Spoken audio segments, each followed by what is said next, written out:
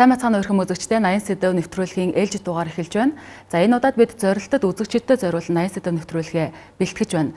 За компаниудын хүний нөөцийн удирдах шатны ажилтнуудад зориулсан өнөөдрийн нэвтрүүлгээ бид бэлтгэж байгаа юм. Ингээд анхаарлаа хандуулна.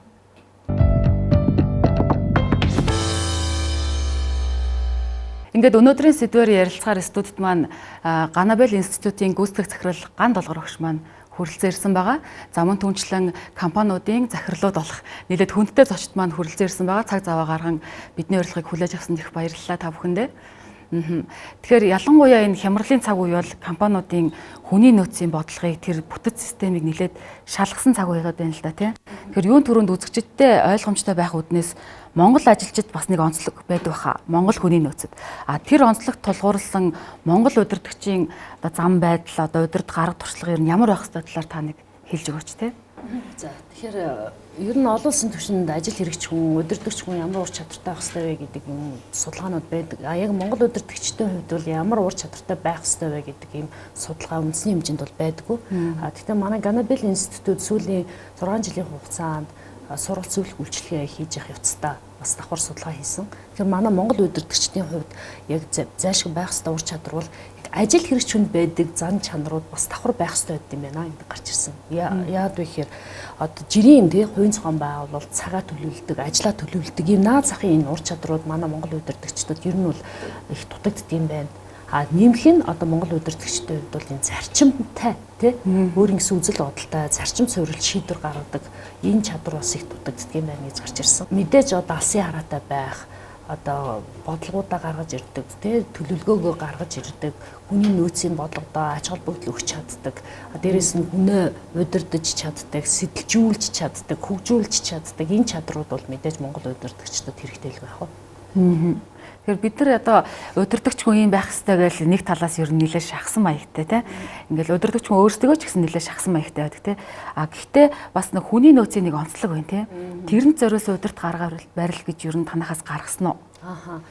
Тэгэхээр нөгөө хүний нөөцийн одоо нөөц гэдгийг хүний нөөц гэдгийг аюул сайн ойлгох хэрэгтэй. Одоо манай бизнесийн салбарт бол маш олон нөөц байгаа шүү дээ тий. Одоо жишээл газар байна, тоног төхөөрөмж байна, тэгээ байшин барилга байна тий. Одоо эд бүгд чинь нөөц байхгүй юу? Эдгээр нөөцүүд бол хязгаарлагдмал гэж үздэг. Харин хязгаарлагдмал биш маш их одоо тий асар их нөөцийг бий болгож хөрөнгөлүүлж чаддаг нөөц бол хүний нөөц гэж үздэг. Тэгэхээр энэ хүний нөөцийг зөв удирдах, зөв хүнээ зөв газараа тавьчих чадах юм бол асар их одоо баялагийг бүтээж чаддаг юм байна гэдгийг ойлгодог цаг үе ирчээд байна л да. Одоо нэг 10 жилийн өмнө яг энэ байгууллагуудад ингээд сургалтын талаар таниулаад хүний нөөцийн бодлогын талаар таниулахаар хүмүүс ойлгодгүй тэр цэцмаа компани захирлууд тэртээ дөрвөө энэ ажилтнуудад цалингийн хүч байгаа юм чинь энэ хүмүүсийг хөгжүүлж яах юм бэ гэж боддог яг ийм үе бол байсан. Харин одоо бол ондоо олчиход байна л да. Юу гэхээр бид нэр одоо сайхан барилгатай болчлоо, байшин савтай болчлоо тийм ээ. Санхүүгийн бас тодорхой хэмжээний хоригдлолтой болчлоо. Гэтэл энийг ингээд эдийн засгийн эргэлтэнд оруулж ингээд хөрөнгө үүсгэж те одоо илүү их одоо мөнгө урсгал авчрах тэр зүйл хүчин зүйл чинь хүн өөрөө юм бэ? Ажилтан юм бэ? Манай ажилтан чинь одоо энэ баялагийг бүтээхэд гол одоо хүчин зүйл нь байна гэдгийг ойлгодог үе ирчээд байгаа. Энэ бол одоо нэг 4-5 жилийн өмнөөс ирчээд байгаа. Хямралын үед бол маш том асуултын тэмдэг тавьчихад байгаа байхгүй юу? Бидэрт одоо бүх нөөц нь байна. Гэтэл ерөөсөө ингээд бизнес зогсчоод байна. Хямрал өртчөөд байна. Мөнгө урсгал байхгүй байгаа дээ. Яагаад вэ?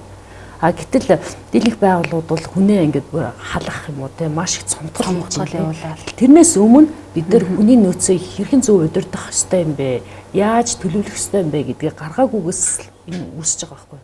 Гэтэл маш сайн одоо төлөвлөлттэй хүндээ ач холбогдол өгч байгаа компаниуд хямралын үед бол буурах те бизнес нь буурах биш бүр өсөлт авчираад байгаа байхгүй. Тэгэхээр энэний асуудлын гол нь удирдагч те хүнийх нь хувьд хүмүүсээ яаж удирдах чинь, хүмүүсээ яаж тогтоон барьж ийн гэдэг асуултынхаа хариултыг гаргах тийм завгүй явж исэн л үр дагавар байхгүй. Тэгэхээр нөгөө багшийг олно гэдэг нэг аз завшаа ингээд тэгдэг шүү дээ. Миний хувьд болохоор манай толгой компани Жигүүр Гранд Группээс нэг манлайлалын сургалт Ганабел институтаас авсан тий. Тэгээ тэр сургалтанд суусан их хацтайгаар тэгээд энэ сургалтаас сонссноо нэг ганцаараа ч юм уу хэдүүлээ сонсгоос илүү ингээд үзэгчд маань дэлгэцээрээ ингээд сонсоосоо гэдэг үднэс таныг өнөөдөр бүр зориулаар урьсан юм л да. Тэгэхээр үүнтэй холбоод асуухлаар нэг хэсэг хүний нөөцтэй зарцуулж байгаа мөнгө санхүүгээ нэг компаниуд нэг зардал гэж харах ч юм уу тий илүү зардалч гэж бас зарим нь харахаар нэг тиймэрхүү байлаа. Энэ хандлага ер нь хэр өөрчлөгдөж байгаа бол энэ ер нь зөв хандлага уу буруу хандлага уу? Энэ хэрв та тэр хүн буруу хүнээ буруу газараа тавих юм бол энэ зарлуулна. Дийлэнх компаниуд бол тийж хардаг учраас одоо манай тий цалингийн зардал айгүй өндөр байна гэж яриад идэг.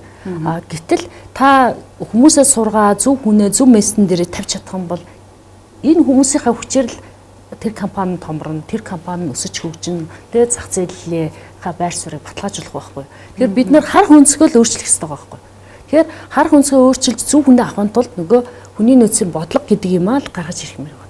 Тэгэхээр одоо сүүлийн үед бол одоо мэдрэгдэж чинь одоо томорчихсон тийм ээ. Одоо ингээд хүчин ингээд асар хэрч хүчийг бий болгочихсон одоо тийм компаниуд байна. Манай Монгол тэр компаниуд бол бүр 10 хэдэн жилийн өмнөөс те урт хугацааны төлөвлөгөө хүний нөөцийн төлөвлөгөөтэй хүмүүсээ яаж одоо хөгжүүлэх үү, хүмүүсээ яаж тогтоон барих уу, ямар урамшууллын бодлоготой вэ гэдг нь тодорхой болсон учраас яг хямралын хувьд бол ерөөсөө алцгааргүй яваад байгаа байхгүй.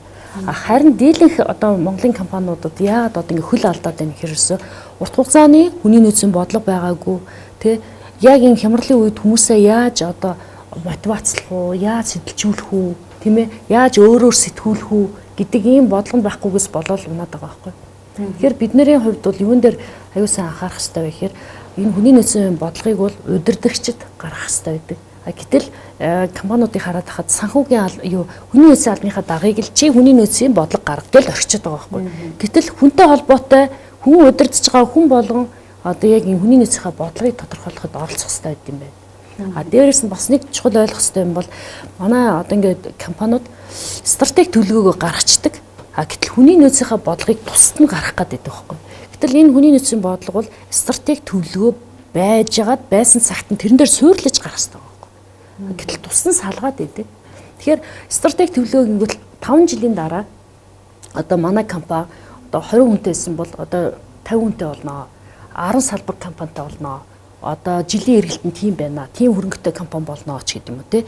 Ингээд зах зээлийнхаа хэдэн хувийг эзэлнэ гэдэг ийм одоо төлөвлөгөө гаргангууд за энэ одоо зах зээлийн багтаамжийг тэдний хувь хангахын тулд тийм хэмжээний бүтээгдэхүүн үйлдвэрлэхийн тулд манад ямар хэмжээний хүний нөөц хэрэгтэй вэ? Одоо 20 байсан бол 5 жилийн дараа 80 болох юм байна.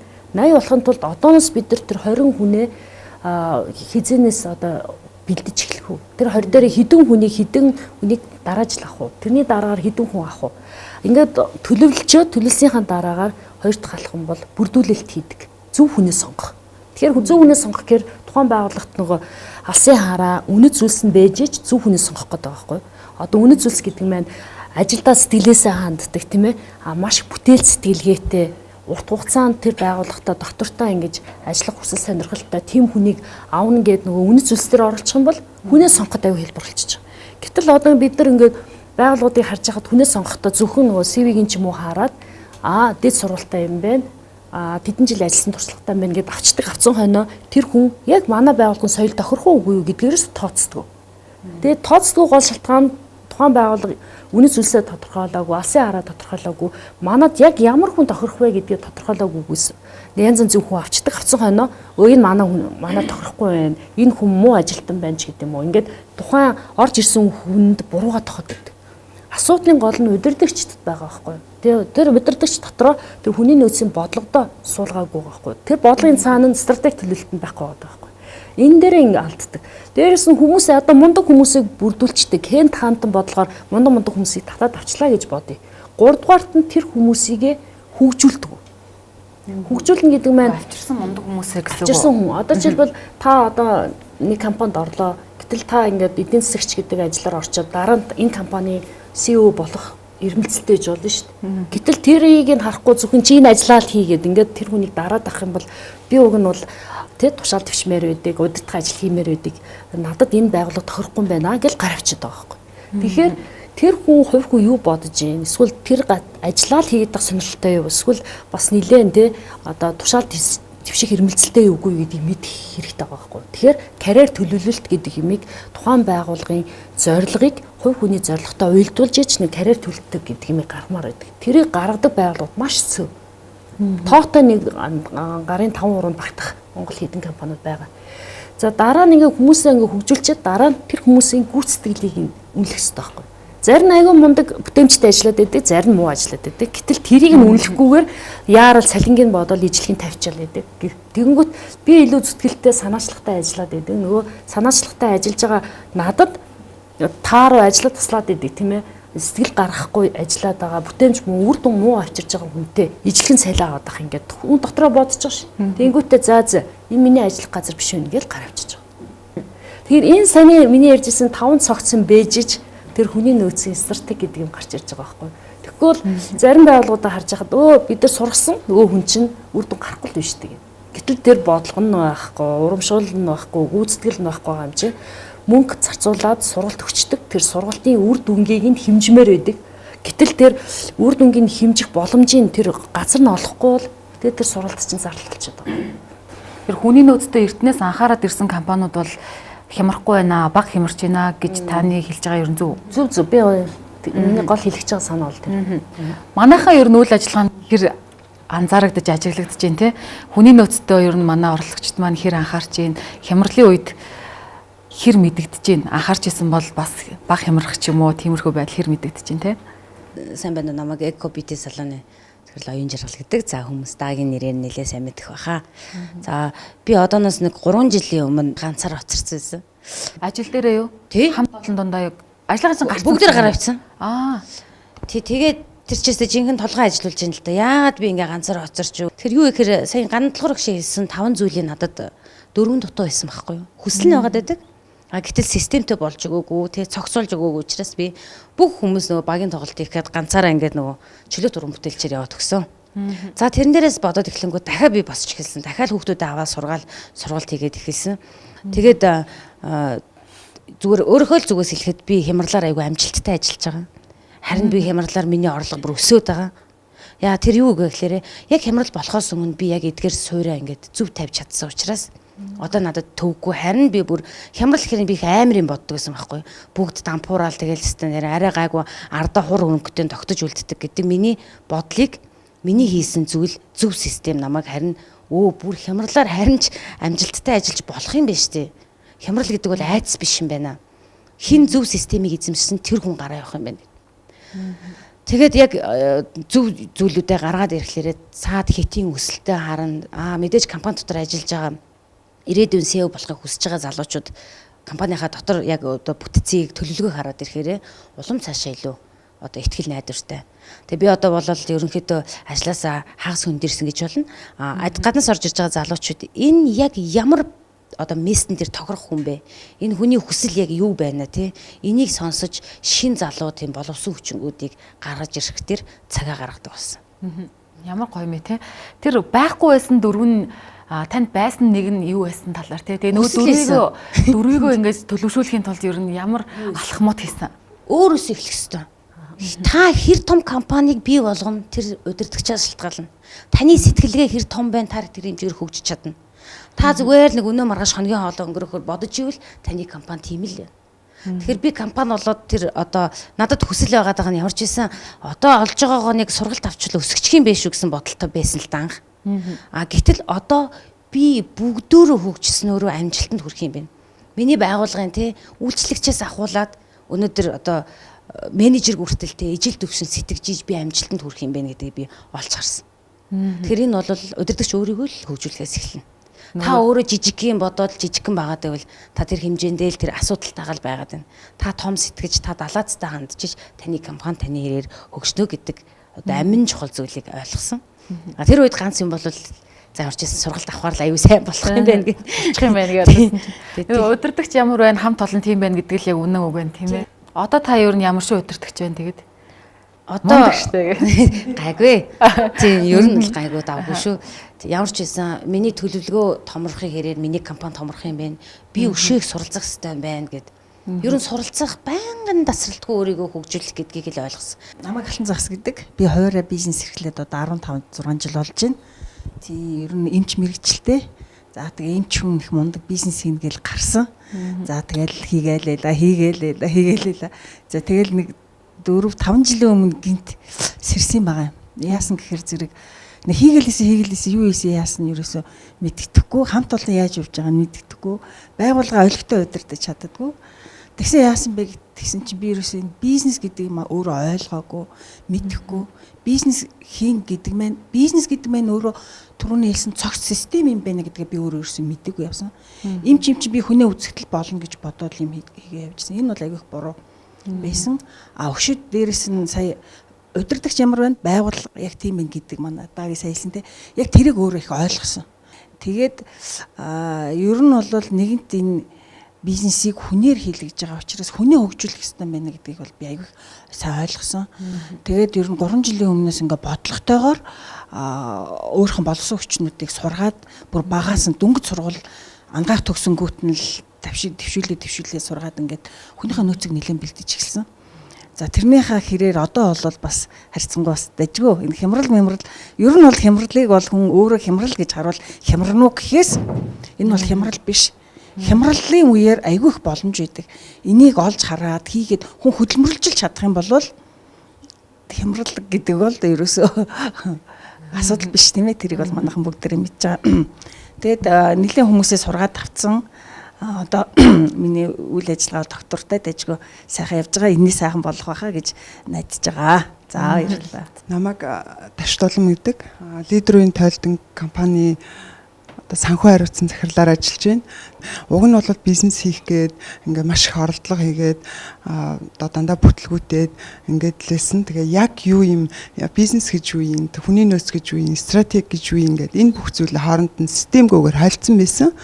Тэгээ одоо бол энэ бүх зүйлээ бол хооронд нь ялгаж салгаад одоо ойлгоод ингээд тасралтгүйгээр суралцаад мэдээж манай одоо бүсгүүчүүдийн маань хэлсэнчлэн одоо удирдахч тэгээ өөрөө хүн ажилуулъя гэж бодож байвал хүн бизнес хий гэж бодож байвал өөрөө одоо тасралтгүй суралцагч байж ич одоо бусдыгаа одоо араасаа одоо дагуулж суралцаж хамтаараа суралцж ээж нь бизнес хийж зүйлийг хийх юм байна гэдгийг л ойлгоод ингээд одоо суралцаад явж байна. За манай компанийн хувьд бол одоо хямралд хүртээд байгаа юм бол гайгүй ер нь бол өсөлттэй байгаа. Тий. Цаашдаа бол бас ирээдүйч гэсэн маш сайхан харагдаж байгаа. Над өсөлттэй компани захирлууд тийм байна шүү. Мундаг байна.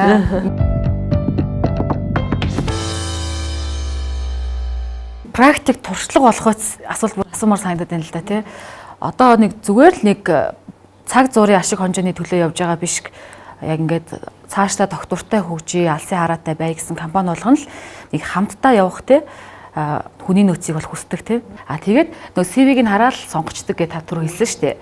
Тихгүүгээр тэр хүнийг үнэхээр энэ компанитай манайхтай энэ хүн ер нь цаашдаа хамт явах юм байна да гэдгийг яаж мэдэрч ойлгож тэр хүнийг авах юм бэ? Тэгэхээр тэр хүний мэдээ CV-г нь авч байгаа. Тэгээд дээрэс нь тэр хүн урд нь хаана ямар ажил хийж исэн бэ гэдгийг нь судалдаг. Тэр байгууллагын бүр уцтаж асуудаг. Манай Монгол тэр соёл одоо гарч ирэх ёстой л доо. Урд нь зүгээр тэр урд нь хаана ажиллаж ирсэн нэг чухал биш, тэр хувийн дээр нь авчдаг. Гэтэл тэр өмнөх тэр түүх нь чухал л доо. Тэр хүн урд нь те ямар хандлагатай байсан, ямар амжилт гаргаж ирсэн, ямар алдаа оноо гаргаж ирсэн. Яг тэр урд нь ажиллаж ирсэн тэр компанийн захирлаасан ч юм уу те. Эсвэл тэр хүнийг удирдах гэсэн хүнээс нь одоо лавлах мэдээлэл авах нь аягүй чухал байдаг. Дээрээс нь одоо ярилцлага авчих үедээ нэг кейс нөхцөл байдлыг үүсгэх. Тэр хүн манай байгууллага тохирох уугүй юу гэдгийг. За энэ хүн хэр бүтээл сэтгэлгээтэй, энэ хүн хэр одоо өөр ингэсэн сэтгэлтэй, энэ хүн багаар ажилт юм уу, тийм ээ? Энэ хэр хурдтай сэтгэлтэй. Одоо манай байгууллагын үнэт зүйлсээр тулгуурлаж тэр хүнээ сонгох гээд байгаа шүү дээ, тий. Тэгээ би саяхан бас нэг байгууллага дээр ажилтаа авах гээд тэгсэн чинь 30 гаруй CV-нүүд ирсэн. Тэгээ тэр дотроос бид нэр CV-нүүдийг харж агаад бид нар нэг 5-6 хүнийг ажлын ярилцлаганд орсон байхгүй. Тэгэхээр бидний одоо нөгөө авах чагаа хүн аягүй тодорхой байхгүй. За ийм үнэт зүйлсээр тулгуурсан хүн аавна ажлын туршлагатай хамаагүй. Нэг мундаг дипломтой байх хамаагүй. Гол нь энэ хүн бүтээл сэтгэлгээтэй хүн байх хэрэгтэй байхгүй. Тэр ажил тохирох хүн. Дээрээс нь багаар ажиллах хэрэгтэй. Тэгээд дээрээс нь энэ бяцхан одоо тийм том 10 хүрэхгүй юм байгууллагт бол би энийгээ нөхдөг тийм чадвартай хэвээр байгаа байхгүй тий. Тэгэхээр энэ нөхдөг би нэгэ нөхдөг чадвартай хүн байна уу? Багаар ажилдаг хүн байна уу? Шаардлагатай үедээ өөр хүний ажлыг давхар хийчих чадвартай хүн байна уу? А дээрэс нь энэ хүн хэр сэтгэлтэй хүн байна гэдэг нөгөө өөрснийхөө үнэс зүйлсээр тулгуурлаад асуултуудаа боловсруулдаг байхгүй. За энэ хүнээс ийм асуулт асуунаа гэд. За энэ нөхцөл байдалд яах вэ гэд кейс асуудаг. Тэнгүүд нөгөө хүн чинь яг тухайн реакцаараа шууд сэтгэхэд хийждэг одоо хилчдэг учраас тэр хүний нөгөө хандлагыг нь яг харах боломжтой байдаг. Ер нь тэгээ 5 үгнээсээ танигдна гэдэг шиг үг үйлдэлээр бол харагддаг. А тэгээ мэдээж үг нь үйлдэлтэйгээ хэр одоо тэгээ нийцэж байна гэдгийг харахын тулд мэдээ туршилтын хугацаа өгдөг. А энэ туршилтын хугацаанд тэр хүнийг бол маш олон талаас нь ажиглах байхгүй. Энэ хүн нөгөө ярьжсэн шигээ байж чадчихэв үү? Энэ хүн манай байгууллагт төв нэмэр оруулж чадчихэв үү? А энэ хүн нөхцөл байдал хүнд үедтэй яаж давж гарч чадчихэв гэдгийг ажиглаад тэгээд цаг нь болоод ирэхээр за энэ хүн манай тохирох юм байна гэдгээ сонгодог. Яг тэрүүн шиг байгууллагууд ингэж сонгодог байл их зүгээр байгаа байхгүй. Тэгвэл харж байгаа л ийм сайтай юм байна, энэ дэжгүй юм байна ингээ авчдаг. Гэтэл юм байна. Тий гадаадд төгссөн юм байна гэл тий айгүй өндөр оноо авчдаг. Гэтэл тэр хүн өмнө нь баахан тий асуудал үүсгэсэн тий хариуцлага алдчихсэнийг бид нар мэдэхгүй. Дээрээс нь тухайн байгууллага хэрүү байгууллага үнэ зүйлс тий стратеги төлөвлөгөө өдр гараагүй болох юм бол юунд дээр тулгуурлаж асуултаа боловсруулах юм. Тэгэхээр ийм зүйлүүд нь ярилцлагын асуултыг боловсруулах, кейс нөхцөл байдлыг үүсгэх, туршиж үзэх төр боломж нь гарч ирэх ёстой байхгүй юу. Тэгэхээр үнэ авахдаа яг тийм нөгөө шалгуур үзүүлэлтэн тодорхой болчих юм бол зөв үнэ авах тодорхой. Ер нь хүнийг аавна гэдэг чинь бас айгүйх зардал гардаг байхгүй тий. Та өөрөө цагаас хумслан дээрээс нь ямар хүнээ одоо туршилтанд оруулж байгаагаа мэдэхгүй. Тэгэхээр анхаасаа зөв хүнээ авахдаа тэр бодлого нь тодорхой авч байгаа хүн нь ямар хүн байх вэ гэдгээ тодорхойлох юм бол шүүлтүр нь айгүй тийм хялбар болоод ирж байгаа байхгүй. Тэгэхээр тийм юм дээр анхаарчих юм бол хүнээ зөв авчна гэсэн. Эсвэл тэгвэл яг уу би одоо өмнө олон ажил ингээд ороод гараа солилцсон юм аа. Гэхдээ би энд ингээд тууштай ажиллана гэвэл яг уу яагаад гарсан бэ гэдэг шалтгаан нэг юм мэдчих бол. Зарим хүмүүс ийм байдаг нөгөө удирдлага нь айгүй өмнө нь ажиллаж исэн хүн удирдлага нь айгүй буруу байсан байж болно шүү дээ. Тэр хүнд ажиллах боломж, өөрийгөө илэрхийлэх боломж, өөрийгөө чадaltaй гэдгийг харуулах боломж өгөхгүй удирдлаганд дараад исэн бол тэр хүн ажлаас гарахаас өөр аргагүй шүү дээ. Ер нь байгууллагуудаас гарч байгаа бас гол шалтгаануудын нэг нь тэр байгаа байхгүй. Яг хаа зарим шалтгаан цалин бага байна гэдэг хоёр дахь гол шалтгаан нь одоо тий бид нөгөө байршлан одоо онцгүй байна гэдэг ихэнх гол шалтгаан нь бол ерөөсөй байгууллагын соёлын таалагдахгүй байна л гэдэг байхгүй. Одоо би бол жишээлбэл хүмүүс ингэ сэтгэлтэй бай гэж шаардах амар дуртай. Тэгэхээр яаж одоо тэнд ажиллаж байгаа хүмүүсийг сэтгэлтэй үнчил зүтгэлтэй байна шүү дээ тий болгох юм бэ. Анхнаасаа орж ирэхдээ сэтгэлгүй хүн байсан байж бас болно шүү дээ тий. Тийм гоё арга туршлага байна уу танд? Наад чи айгүй чухал асуулт. Ер нь хүн болгонд сэтгэлтэй үнийг авчмаар байдаг тий. Гэхдээ тэрийн чинь тухайн байгууллагын үнэт зүйлсд байна уугүй гэдгийг харах хэрэгтэй. Одоо MCS компанид бол 6 үнэт зүйлсүүдийн түүний нэг нь сэтгэлтэй ажилтан байх хэрэгтэй гэсэн юм шалгуур байдаг байхгүй тий. Манай байгууллагт бол сэтгэлтэй ажилтан байгаа нь бол санаачлагтай бүтээлч гэдэг талаас нь хардаг байхгүй. Тэгэхээр сэтгэлтэй ажилтан бол тэр хүн санаачлагтай юу? Юмыг эрэг талаас нь хардгуу гэдгээс л харагддаг. Сэтгэлтэй хүн чинь те юмыг хийж бүтээе, те болохгүй байгаа юмыг одоо болгох талаас нь ямар юм бэ гэж санаачлага байгаа. Эрэг сэтгэлтэй байгаа. Тэр хувь хүний тэр суур хүмүүжлээс нь л харна гэсэн үг. Хэрвээ тэр суур хүмүүжил нь хүүхэд насныхантай парамчлал эдэр нь те юмыг дандаа сөрөг талаас нь болохгүй талаас нь хардаг те эсвэл дандаа хувиа хичээсэн бил болж ийл болоо гэдэг энэ сэтгэлээр хүмүүжсэн бол тэр хүнийг одоо өөрчлөх гэж аягүйх цаг зарцуулах байхгүй. Тэгэхээр энэ хүн манай одоо байгууллага тохирох хүн үгүй юу гэдэг анхнаасаа зөв хүнээ авчвал амар. Буруу хүнээ авчих юм бол нөгөө хүнтэйгээ ноцолдоол те нервтэй 5-10 жил болоод за энэ хүнийг өөрчлөх хэцүү юм байна. Хүнийг өөрчлөнө гэдэг бол хамгийн том одоо хэцүү шалгуур даваа. Энэ хүнийг ганц хүнтэй ингээл те ажиллахад дор хай 6 сар одоо ажиллаж ич тэр хүнийг одоо буруу одоо парамчлаас нь салахад тусалж байгаа байхгүй. Тэгэхээр чи 20-30 тийм хүн байх юм бол асар их цаг хугацаа зарцуулна шүү дээ. Тэгэхээр аль болохоор сэтгэлтэй хүнийг авахыг хичээн. Хэрөө одоо нэг тааруу ч юм уу сэтгэл тааруутай хүнийг авчих юм бол байгууллагынхаа соёлоор дамжуулж бусад хамт олноор нь дамжуулж тэр хүнийг нөлөөлнө. Тэгжээж тэр хүнийг сэтгэлтэй болоход анхаарна. Бүр угаасаа бүр ингээд төрөлхийн тэм хүмүүс идэв шүү дээ тий. Өөрчлөлт маш хэцүү. Тэгвэл дуучлаарай манай байгууллагын соёл тохирохгүй юм байна гэдгийг л ойлгох хэрэгтэй гэсэн. Тэр үзчихэд бол үзэж байгаад ярианаас ойлгож байгаа бах тий. Сэтгэлтэй байна гэдэг чинь бол насан багын хүмүүжлээс эхэлдэг учраас бас яг үр хөвгтөө ирээдүйд мундаг ингээ явуулахын тулд бол одооноос сэтгэлтэй болгож хүмүүжүүлэх нь чухал юм а гэдгийг л ойлгож байгаа гэж бодож байна тий ярианаас. За манайхаа өдөр өргөдөж ирсэн багшаасаа сонирхсан асуултууд те яг одоо ингээ удирдлагын төвшөнд тулгарч байгаа ч юм уу бас өмнө мэдээж суралцсан.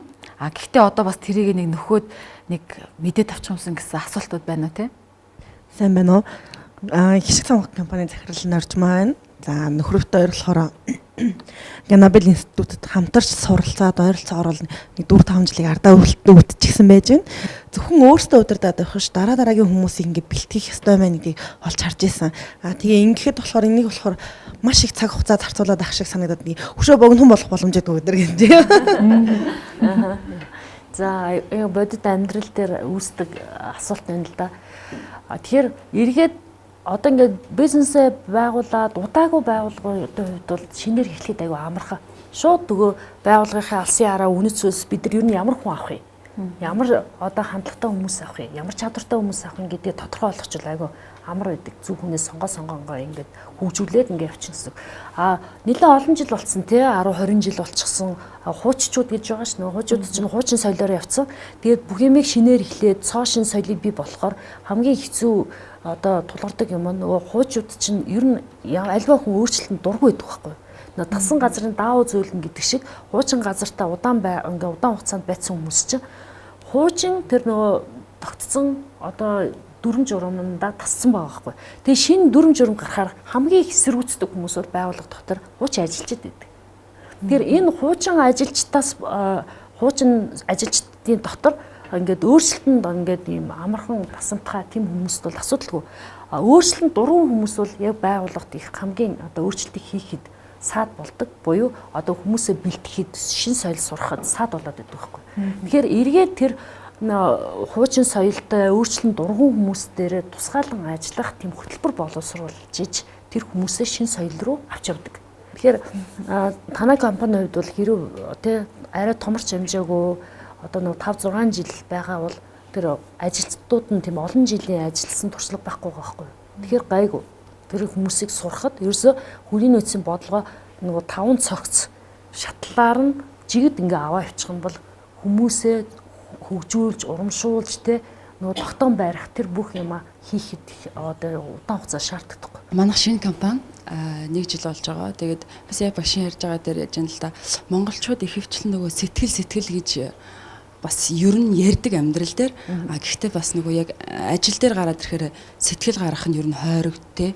Тэгээд бас энэ дээр давхцаад нөгөө хөгжил одоо жишээ нь удирдлагууд ингээл ганцаараа хөгжөөд иж магадгүй юм те хөгжлийн төлөө гээл ингээл минут секунд болгоо ингээл дандаа толгойн ажиллаад бодож идэг те гэтэл нөгөө хамтран ажиллагчид маань те одоо ингээд хамт олон маань өөрсдөө юм унтаа байдалд байгаад байгаа шүү дээ те саяны ярьж байгаа шиг одоо яаж одоо тэд нэр ингээд яг л адилхан төвшөнд одоо хүл алхуулах уу сэтгэх үү яаж тийм хурдтай толгойн ингээд ажилдаг байх уу тэрийг яаж ингэж юм одоо удирдлагуудтай адилхан ингээд сэтгэдэг байх уу гэдэг л аягүй чухал юм л да.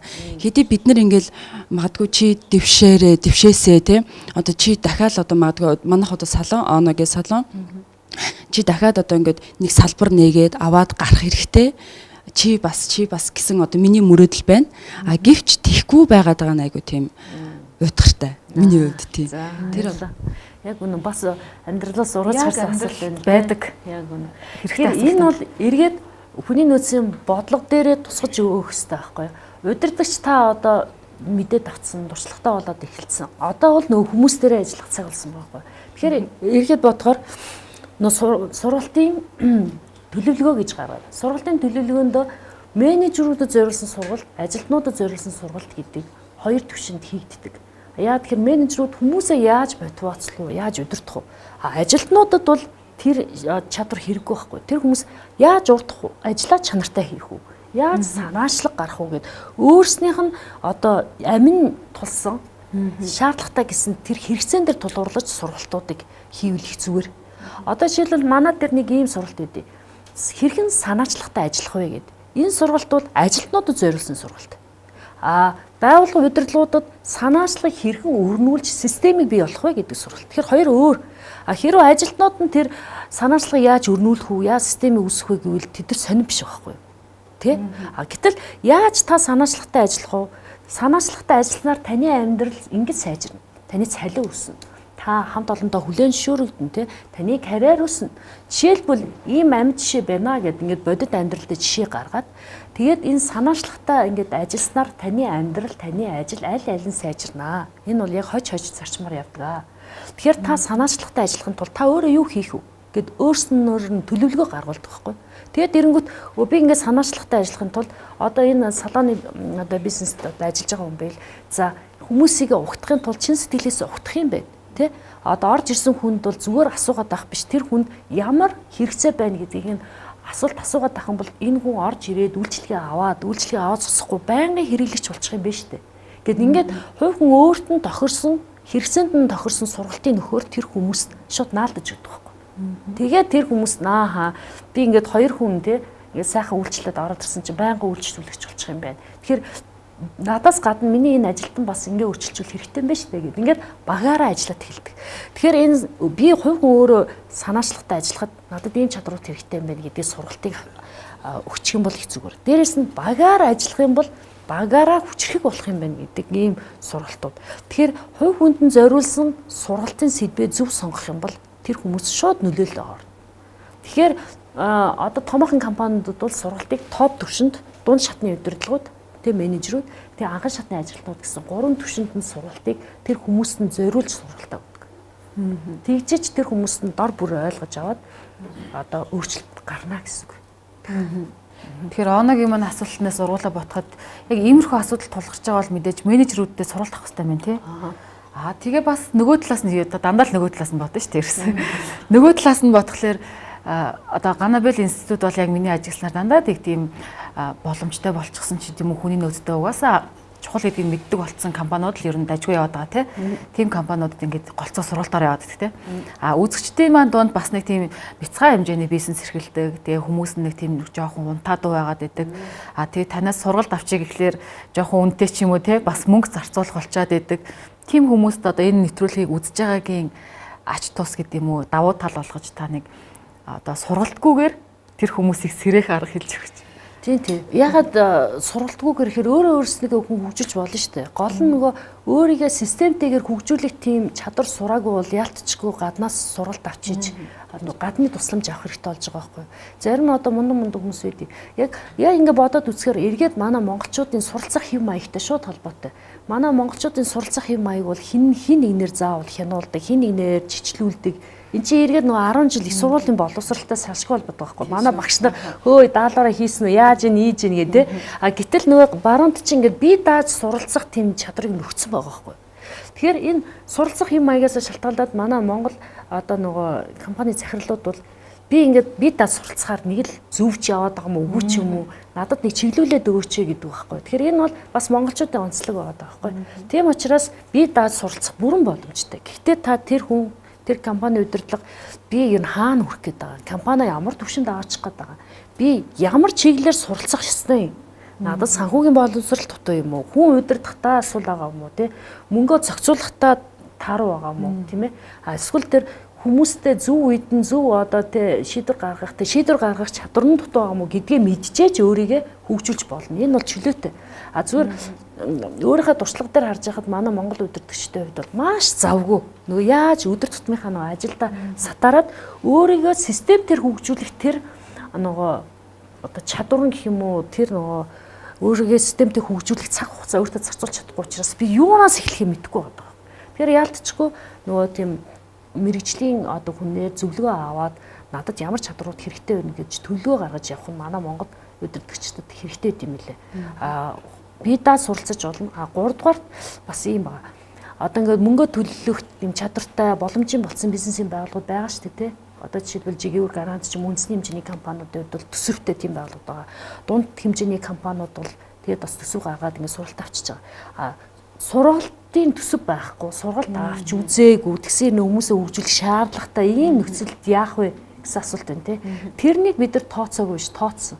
Тэгээд бид нар хаан банкны бизнес инкубатор төвтэй хамтраад жижиг бизнес эрхлэгчдэд зориулсан бизнесийн арга зүй гэдэг сургалтыг хийгээд одоо 3 дахь жилдээ явж байгаа. Тэгээ энэ бол бүр хаан банкын тодорхой хэмжээний зардлын дагаад 50-60% зардлыг ингээд дагаад 60% хөнгөлтдөгөөр тэр бизнесийн арга зүй гэдэг сургалтыг biz хаан банкн дээр хийсэн байхгүй. Тэгэхээр бид нар бас энэ хавар удахгүй хий. Тэгэхээр бол одоо 1 сая төгрөгийн сургалтанд бол нэг тэ 300-400 мянган төгрөг төлчихөж байгаа байхгүй. Тэгээ үдсэн зардлыг хаан банк дагаад ингээд дэрэнгүүт өөрөө их системтэй мэдлэгтэй болж авчаад дараа нь хүмүүстэй өөрөө сургалтад орж болно шүү дээ. Яа болохгүй гэж тэ. Тэгэхээр энэ бол цэвэр сонголтын л асуулт байхгүй юу?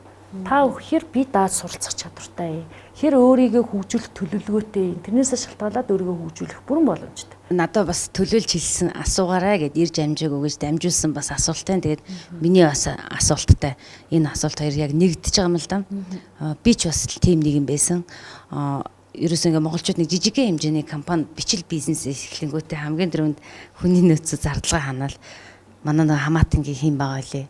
Тэрийг авчи, дүүгээ авчи гэл ингээ хамаатангуудаараа бүрдүүлчихдэг тий.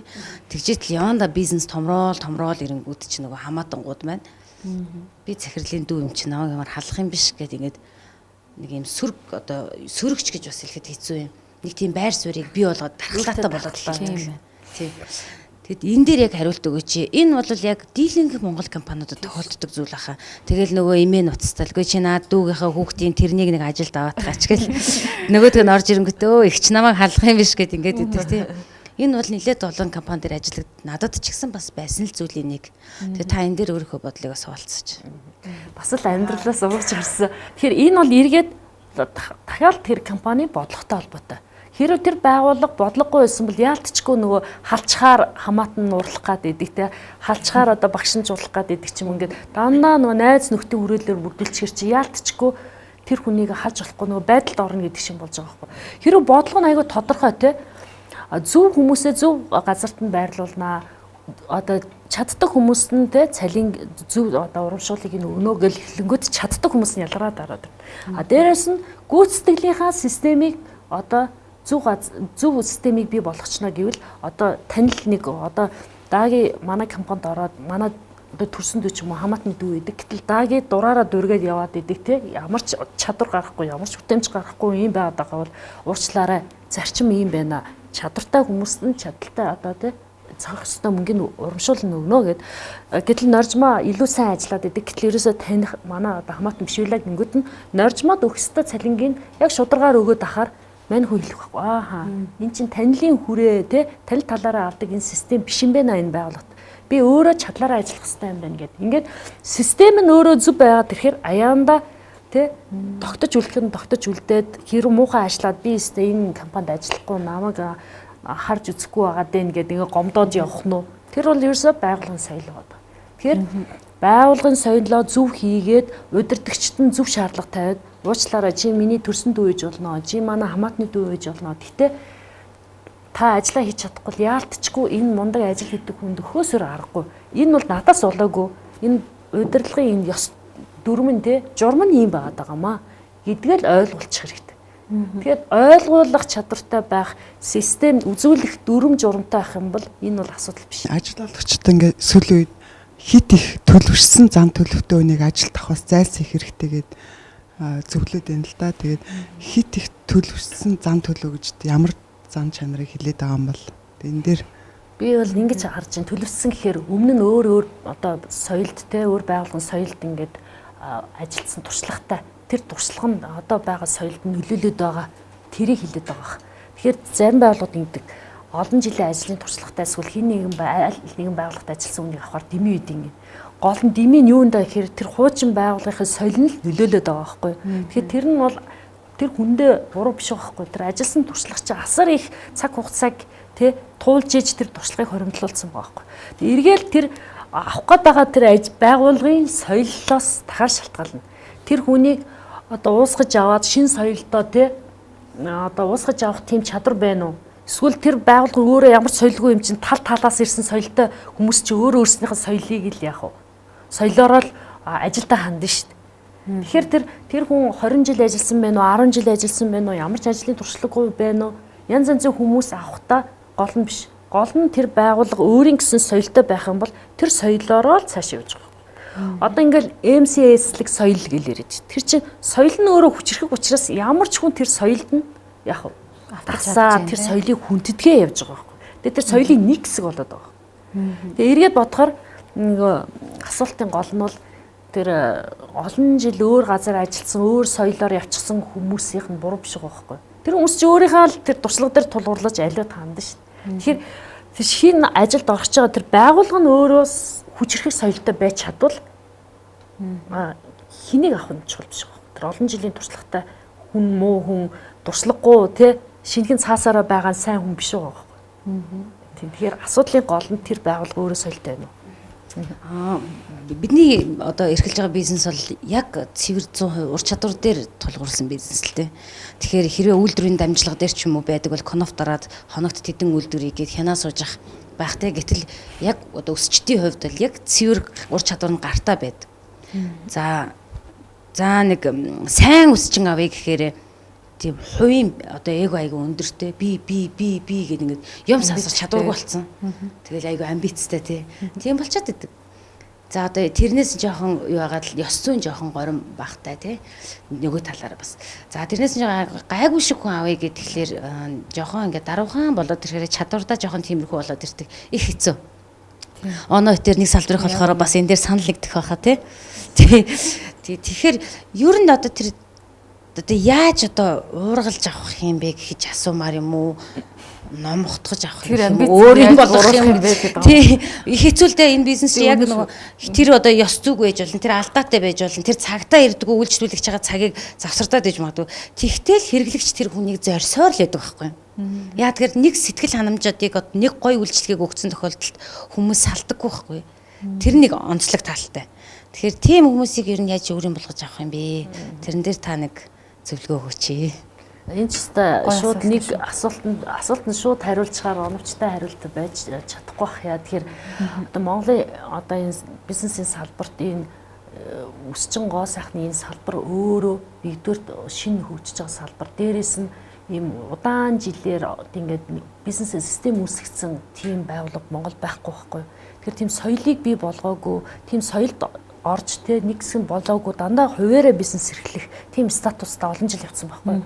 Хуваараа одоо суудал түрээслээ явцсан хүмүүсийн чинь тэр соёл нь дамгаалаад байсан байхгүй. Тухайн тэр салбарт нь бүр том бүр үндэсний хэмжээний тийм системтэй салбар байсан уу? Байгаагүй шүү дээ. Анх удаага л ийм системийг үүсгэж байгаа болох байхгүй.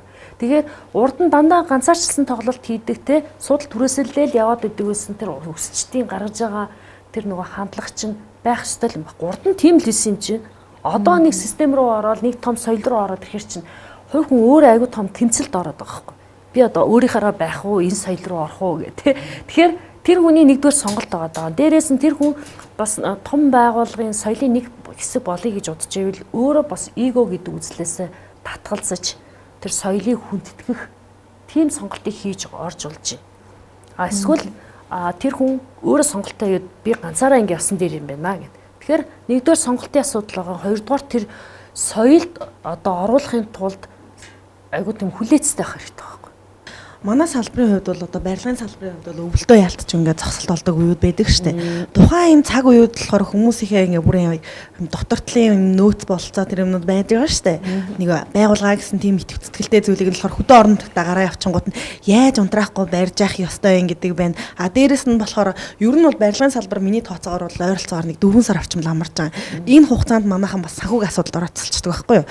Тэгэхээр яг уг нь бол бусад үеуд жилийн бусад үеүүдээр болохоор жирийн дундаж менежер цалингаас 2 дахин өндөр цалинтай ажиллаж байгаа ш барилгачдын хувьд бол тэгээд ирэхээр тухайн хүмүүстэйгээ ингээ ярилцаад за ингээ хэдүүлээ нэг хоримтлал бий болгоохыг л карт март аваад за ингээд одоо эндээ ингээд бүгдээр хоримтлаа игээд өвлийн сард бид нар шууд буцаагаад яг цалин хэлбэрээр олгожээ гэхэд бол за окей гэсэн мөртлөө яг амрахтаа л энийгээ л аваа явчих. Энэ гэхдээ айгүй хөөрхөн л цаад бол ч бас ардаа ажилтай яг 9 сар 10 сарын үед болохоор оюутан гарлаа гэл ингэдэг. Гэхдээ ямар ч байсан дахиад бүр юм системтэй бүр яг санхүүгийн сургалт явуулах хэрэгтэй юм уу гэдэг тийм юм болдогдоод байдаг. Болоод энэ сүүлийн үед юусэн энэ барилгын салбар байна. Аялал жуулчлалын салбар чинь яг ийм улирлын шин чанартай байхгүй. Энэ бол яг бас л бодит амьдрал дээр гардаг зүйл байгаа. Тэгэхээр миний хэд хэдэн ингээ хамтран ажиллаж байсан байгууллагууд дээр харж байхад ийм хоёр дахь бизнесийг үүсгэхээс аргагүй нөхцөл байдал үүсэж байгаа байхгүй. Хүмүүсээ тогтоон байхын тулд айгүй мундаг чадвартай болгоцсон, нөгөө хүмүүсээ сургацсан. Гэтэл яг өвөл болоод өнгөт нөгөө хүмүүс чинь амьдрын ш нөгөө хүмүүс чинь амьдрмаар байдаг. Гэтэл яалтчгүй цосон гойдолд ороод идэг, цалин тавьж болдгоо. Тэгэхээр энэ нөхцөл байдлыг гаргах нэг хоёр арга байгаа юм байна л гэж харсан. Нэг дэх арга нь бол нөгөө хоёр дахь бизнесийг эрхлээд тэр хүмүүсээ өвлийн цагт ажилдаа байлгах. Дээрээс нь байгуулагч орлоготой байж явах хэрэгтэй шүү дээ. Тэгэхээр тийм танаа бизнесийн онцлог тохирсон ямар хоёр дахь бизнес байж болох вэ гэдгээ бодмоор байгаа. Хоёр дахь арга нь юу вэ гэхээр станер Наржмагийн өөрийнх нь хэлснээр нөгөө илүү цалин одоо нөгөө яг нөгөө ачаалттай үед асар их мөнгө аваад шүү дээ. Хоёр дахь илүү цалин аваад байгаа байхгүй. Гэтэл тэр цалингийн нөгөө нөөцийг бүрдүүлэх зүйлийг компани өөрөө хиймээр байгаа байхгүй. Тэгээд илүү өгөхгүйгээр одоо яг 1.5 дахин өгчээсэн мөнгөө өвөлдөө хадгалж агаад тэр нөгөө хөрөнгийн сан үүсгэмээр баг цалингийн сан үүсгээд өвөлдөө тэр хүмүүстэй тогтмол яг одоо амьдрах одоо амин зулгын мөнгө гэж яриад байгаа ш. Тэр амьдралын зардлыг өгдөг тэм төсөвтэй болчих юм бол тэр хүмүүсийн асуудлыг шийдчихэж байгаа. Тэгэхгүй бол тэр хүмүүс нь өөрсөнд нь те өөрснөөр нь мөнгөн сан бүрдүүлээ гэхээр манай монголчуудад энэ тохирохгүй энэ арга. Яг тэгвэл манай монголчуудын сэтгэлгээ бол олсноосоо үрдэг. Хуримтлал үүсгэн гэдэг тийм сэтгэлгээ аюу бага. Хуримтлал үүсэх ёстой гэдгийг ойлгодог. Гэтэл тийм зуршил хөвшил тогтоогүйгээс болоод тэр хувь хүмүүст нь найдаж энэ аргыг хэрэглэх юм бол амьдралгүй буюу одоо боломжгүй гадаг. Тэгэхээр эргээд компанийн нь бодлогоор дамжиж хийгдэх юм бол тэр хүмүүсээ 4 сар тэ цалинтай одоо хадгалах боломжтой байгаа байхгүй. Тэгэхээр ийм хоёр арга л яг нэг бодит амьдрал дээр гараад байгаа. Миний нэг зөвлөгөө авдаг байсан аялал жуулчлалын компани тэ яг нэг өвөлд нам зогсонгууд хоёр дахь бизнес эхлүүлсэн байхгүй. Тэгэхээр энэ хоёр дахь бизнес нь нөгөө хүмүүсээ яг тэр хоёр дахь бизнес нь одоо бизнесийн санааг нь хэлмээргүй байна. Тэгээд 4 сарда цалинтай орлоготой аль алиндаа тий ашигтай. Тэгэл хавар олонгууд аялал жуулчлалын энэ салбар нь эхэллээ. Сезон эхэллээ. Ингээд нөгөө хүмүүсээ ажилуулчих. Тэднийх бол баг 10 гаруй жил яах вэ асуудал гол нь ийм байна гэдээсэн. Тэгээд асуудлынхаа шийдлийг олцсон байна. За ингээд бидний ярилцах хугацаа нэг мэдсэн чинь дуусчих. Тий ингээд сүүлийн асуултаа танд ер нь яг энэ цаг мөчөд ажиллаж байгаа энэ удирдагчдад зориулаад нэг гоё урам зориг өгөхгүйс бас дээрэс нь нэмэлт мэдээлэл болж өгөхөөс нэг сайхан үг хэлээд нэвтрүүлгээ жаргая гэж бодож байна. Тэгэхээр хүний нөөцийн бодлого гэхээр айгүй том юм гэж ойлгоод байдаг. Ерөөсөө л хүнээ удирдах ухаан байхгүй. Хүмүүсээ яаж сэтгэл ханамжтай байх вэ? Яг та өөрийгөө гэл бодчих тэр ажилтнуудаа. Энэ ажилтнууд та өөрийн хөгжмөр авал танаа ажилтнууд чинь хөгжих хүсэлтэй л байгаа. Та өөрөө тий ашиг орлогоо нэмэгдүүлэе гэж хүсэж байгаа л танаа ажилтнууд чинь тийм л байгаа. Тэгэхээр ерөөсөө тэр хүмүүсээ энэ хүмүүсийн оронд би өөрийгөө тавиад үзэх юм бол энэ хүмүүс юу хэрэгтэй вэ? Урамшуулал хэрэгтэй, цалин нэмэгдэх хэрэгтэй байдаг. Сайхан тааламжтай орчинд амьдрмаар байдаг тий. Тэгэхээр тэр хүмүүсийг өөрийгөө тэр хүмүүсийн нөхцөл байдал тавиал үзэхээр тэр хүмүүст ямар бодлого, ямар юм хэрэгтэй нэ гэдгээ л ойлгоод авчдаг байхгүй. Тэгээд тэрийг бодлого журам болгоод тусгачих юм бол тэгэл тэр чинь хүмүүс нь ч хөгжин та өөрөө ч гэсэн ашиг орлого нэмэгдэн тий аль тайлдаа хож зарчим үйлчлээд байгаа байхгүй. Тэгээд эргээд бодохоор л та тэр хүмүүсээ ойлгоё гэж бодож байгаа бол тэр хүмүүсийн өмнө оронд өөрийгөө тавиад үзээрэй. Тэр хүмүүс юу хэрэгтэй вэ? Тэрийг л байгууллагынхаа бодлого болгоод шингэж. Ийм л байна. За эрхэм үзэгчдээ бидний 80 сэдвийн нэвтрүүлэг ток шоу маань энэ хүрээд өндөрлөж байна. Өнөөдрийн бидний сэдвээр ярилцахаар Ганабел институтийн гүйцэтгэх захирал Ган Долгор багш маань за мөн салбарт амжилттай бизнес эрхэлж байгаа удирдагч эмэгтэйчүүд маань мөн оролцлоо. Та бүхэндээ маш их баярлалаа. Тэгээ өнөөдрийн нэвтрүүлэг маань хэрвээ үзэгч та удирдагч бол энэ цаг мөчийг маш өөртөө хэрэгтэйгээр үн цэнтэй өнгөрүүлсэн байх гэж найдаж байна. Ингээ дараагийн дугаараар эргэн уулзлаа. Түр баяртай.